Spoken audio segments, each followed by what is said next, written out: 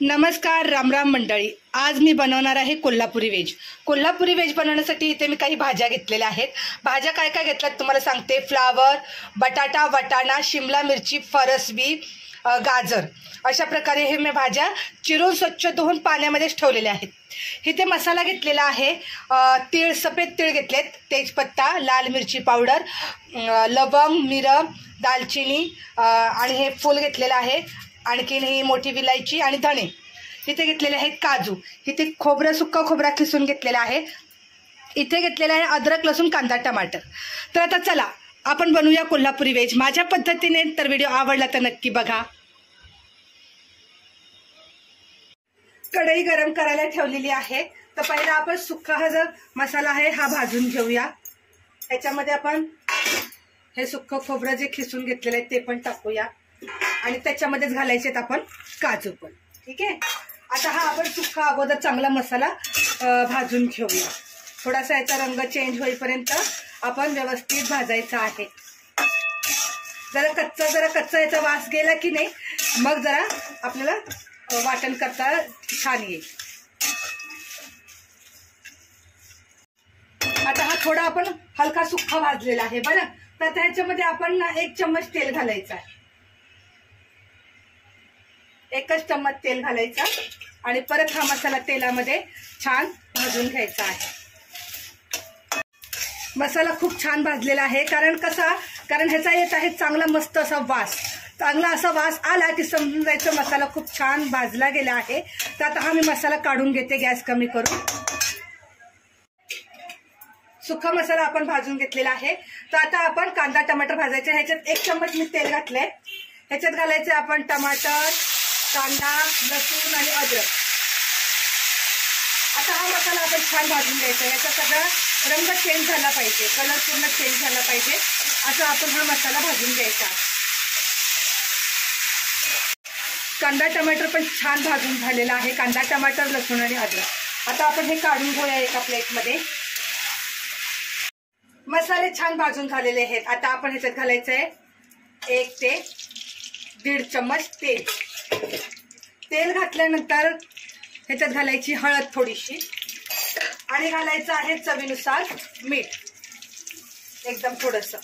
आता याचं आपण मिक्स करून घेऊया आणि ज्या आपण सगळ्या भाज्या एकत्र चिरून वगैरे ठेवलेत ना ते कढईत घालून घेऊया.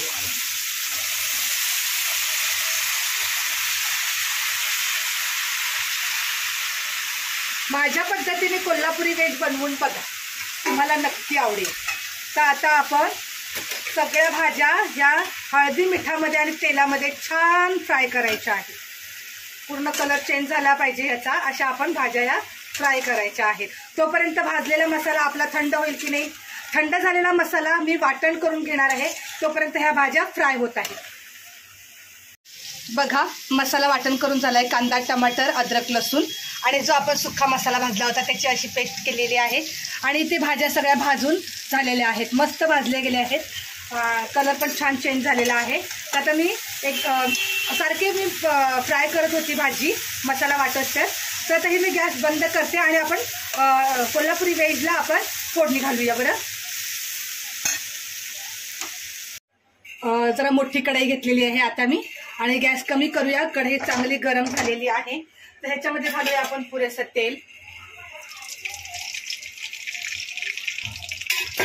आणि थोडंसं बटर आहे माझ्याकडे उरलेलं, तर मी बटर त्याच्यात टाकते. बटर छान मेल्ट होऊ देऊया त्याच्यामध्ये. बटर छान तेलामध्ये मेल्ट झालेला आहे. आता गॅस थोडा कमी करूया आणि याच्यामध्ये टाकूया आपण कढीपत्ता.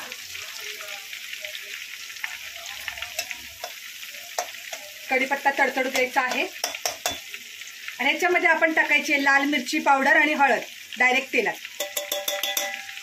आणि मस्त हा मसाला फ्राय करून घ्यायचा.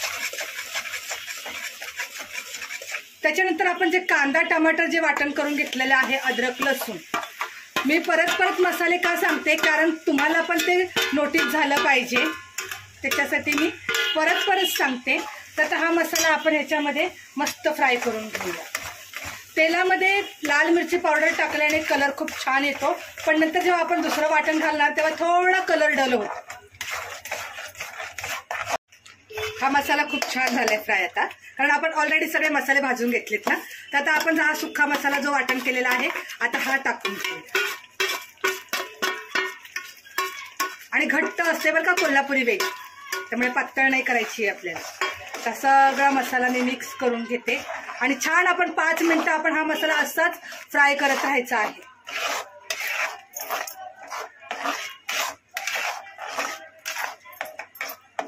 मसाला बघा खूप छान फ्राय झालेला आहे.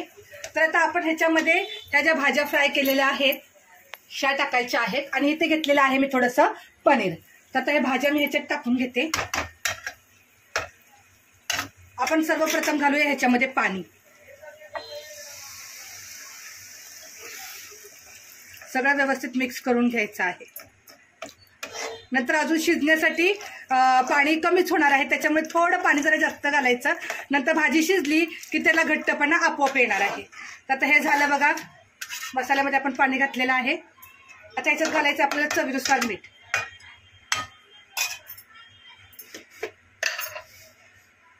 चवीनुसार मीठ घालते. आता याला छान आपण उकळी येऊ देऊया. आता आपण ज्या भाज्या फ्राय केलेल्या आहेत त्या घालून घेऊया.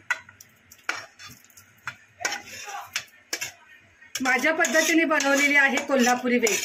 घरात तर सगळ्यांनाच आवडते, तर तुम्हीही नक्की करून बघा, तुम्हालाही नक्कीच आवडणार आहे. आणि ह्याच्यामध्ये आता मी घालणार आहे पनीर. आणि हे कोल्हापुरी वेज म्हणजे ही भाजी शिजेपर्यंत मी करणार आहे सुक्या चपात्या ह्याच्यासोबत खाण्यासाठी.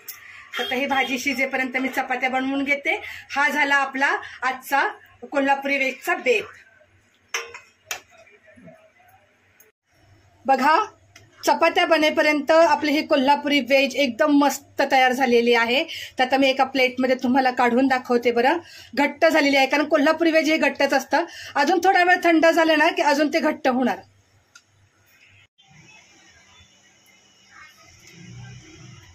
बघा, मस्त आपली ही कोल्हापुरी वेज तयार झालेली आहे.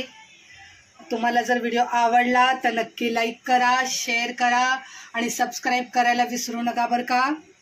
खूप भारी मस्त. माझा मुलगा म्हणतोय मम्मा मी गरम गरमच खाऊन घेणार आहे. ह्याच्यावर घालते मी आता कच्ची कोथिंबीर थोडीशी. आणखी चला तर आता मंडळी या जेवायला.